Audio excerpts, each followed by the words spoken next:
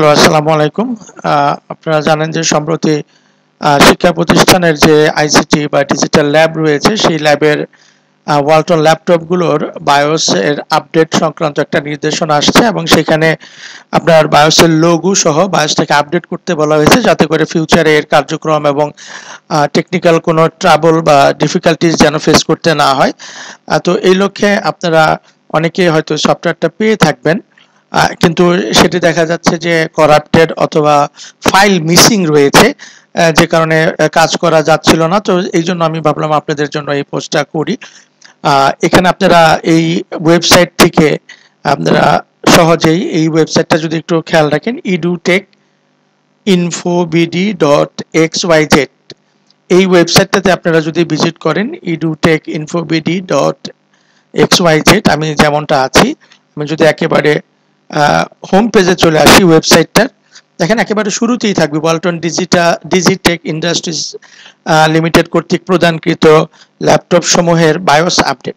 তো এই পোস্টে আপনারা ক্লিক করতে পারেন, এখানে রিড মোর বাটনটা আছে, তো এখানে ক্লিক করলে আপনারা ডিটেলসটা পেয়ে যাবেন, অথবা এই টাইটেলের উপরে।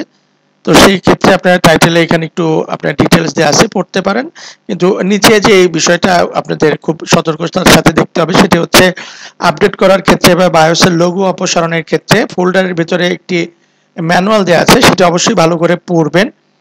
এবং ল্যাপটপে যেন বিদ্যুৎ সংযোগ থাকে এবং চার্জারের যে কেবল আছে বা প্লাগটি সর্বক্ষণ যুক্ত থাকতে হবে আপডেট না হওয়া পর্যন্ত।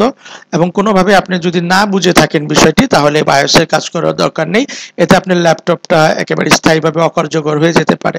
এখানে দেখেন আপডেট বায়োস ডাউনলোড করুন, এখানে আপনি যদি ক্লিক করেন তাহলে আপনার কাছে এই ধরনের একটি উইন্ডো ওপেন হবে এবং এই ডান পাশের যে কর্নারে আপনারা ডাউনলোড আইকন দেখতে পাচ্ছেন, এখানে ক্লিক করলে এই আপনার এই ফাইলটি ডাউনলোড হয়ে যাবে এবং সেখান থেকে আপনি, তো আমি আর ফাইলটা ডাউনলোড করলাম না, এই আইকনে ক্লিক করলে অটোমেটিক একটি জিপ ফাইল আপনার ডাউনলোড হয়ে যাবে। আমি অলরেডি 2বার ডাউনলোড করেছি এবং এটাকে আপনি যদি এক্সট্রাক্ট করেন তাহলে ভেতরে দেখবেন ম্যানুয়াল আছে। সেই ম্যানুয়ালে আপনাকে একটা আইকনে ক্লিক করতে বলা হয়েছে, এটা দেখিয়ে দিচ্ছে আপনার, এই যে দেখতে পাচ্ছেন এই আইকনটা।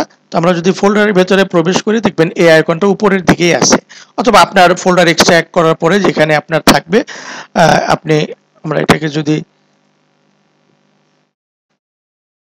ডেট ওয়াইজ মডিফাই করি, তো দরকার নেই, আমাদের এখানে যেভাবে আছে এইভাবে আপনারা এক্সট্রাক্ট করার পরে দেখবেন এইরকম অবস্থায় এই যে এই ফাইলটা আপনারা ডাবল ক্লিক করে রান করবেন। রান করার পরে যে ম্যানুয়ালে যে নির্দেশনা আছে সেই মোতাবেক যেখানে বলা হয়েছে, দেখেন এখানে never disconnect AC adapter until operation done, এরপরে এই ফাইলটাতে আপনি ডাবল ক্লিক করবেন এবং after finished the process laptop will power off, অর্থাৎ কাজ শেষ হয়ে গেলে অটোমেটিক আপনার ল্যাপটপটা পাওয়ার অফ হয়ে যাবে, শাটডাউন এবং পাওয়ার অফ। এরপর আপনি জাস্ট একবার, শুধু একবার আপনার পাওয়ার বাটনে প্রেস করে ওয়েট করবেন, অটোমেটিক আপনার লোগো সহ ডিসপ্লে বা আপনার মেশিন অন হয়ে যাবে। তো এই হচ্ছে বিষয়। ধন্যবাদ সবাইকে।